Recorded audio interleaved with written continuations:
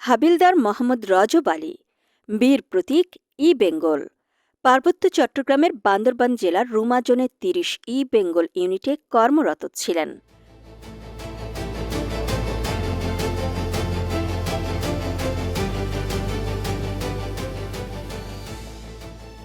রুমা জোনের অন্তর্গত ফারুয়া সাব জোনে তখন সি কোম্পানির ৩টি ক্যাম্প ছিল।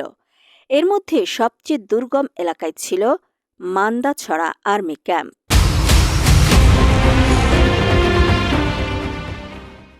১৯৯৩ সালের ১৭ ফেব্রুয়ারি সোর্সের মাধ্যমে জানা যায়, উক্ত মান্দাছড়া ক্যাম্পের অধীনে তিনবানছড়া এলাকায় শান্তিবাহিনীর সন্ত্রাসীরা মাঝে মাঝে অবস্থান করে এবং এলাকাবাসীর কাছ থেকে অবৈধ চাঁদা উত্তোলন করে।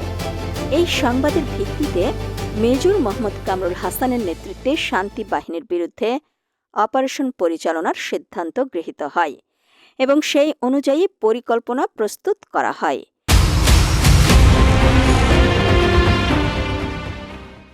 পরিকল্পনা অনুযায়ী একটি অপারেশন দল ফারুয়া আর্মি ক্যাম্প হতে মান্দাছড়া আর্মি ক্যাম্পে গমন করে। হাবিলদার মোহাম্মদ রজব আলী সেই টহলের উপ অধিনায়কের দায়িত্বে ছিলেন।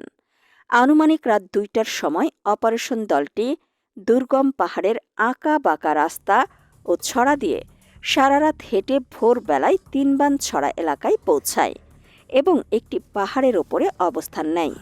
সেই পাহাড়ের নিচ দিয়ে একটি পাহাড়ি নদী বয়ে গেছে।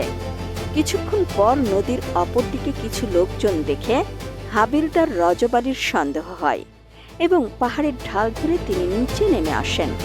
একটি গাছের পেছনে আড় নিয়ে হাবিলদার রজব আলী শান্তিবাহিনীর অস্ত্র, জনবল ও অবস্থান পর্যবেক্ষণ করতে থাকেন।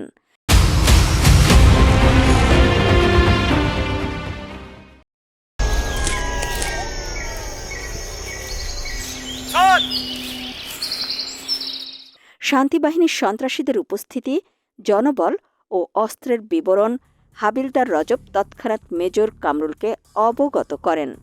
অপারেশন দলের অধিনায়কের নির্দেশে অন্যান্য সদস্যরা তখন পাহাড়ের নিচে নেমে এসে বড় বড় গাছের আড়ালে অবস্থান নেয়।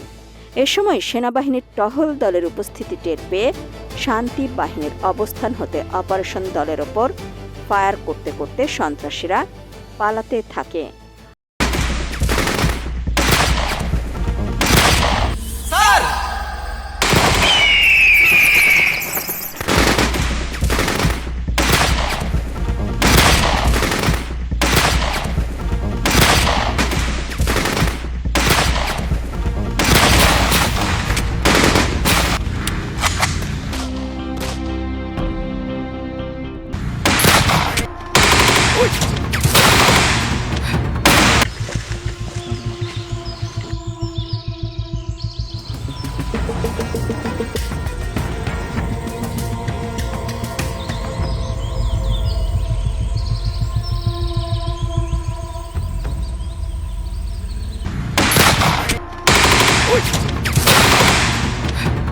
শান্তিবাহিনীর সন্ত্রাসীদের প্রচণ্ড গুলির বিপরীতে অদম্য সাহসিকতায় যথাযথ প্রক্রিয়া অনুসরণ করে হাবিলদার রজব ও মেজর কামরুল শত্রু সেন্ট্রি পোস্টের কাছে পৌঁছে যায় এবং হাবিলদার রজব অত্যন্ত ক্ষিপ্রতার সাথে এসএমজি সহ একজন শান্তিবাহিনীর সন্ত্রাসীকে ধরে ফেলেন।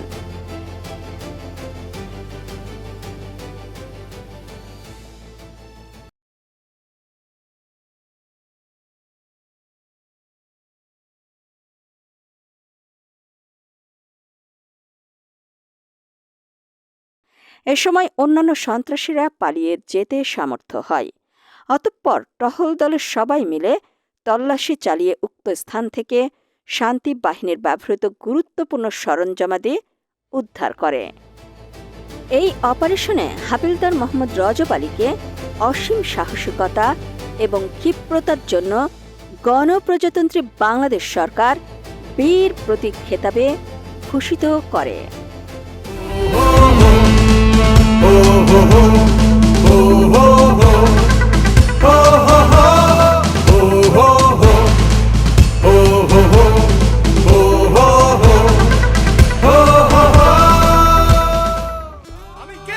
আমি একজন গর্বিত সৈনিক। আমার আমার কাছে পরাজয়ের কোনো স্থান নেই। সবাই যেখানে থমকে দাঁড়ায় আমি সেখান থেকেই শুরু করি।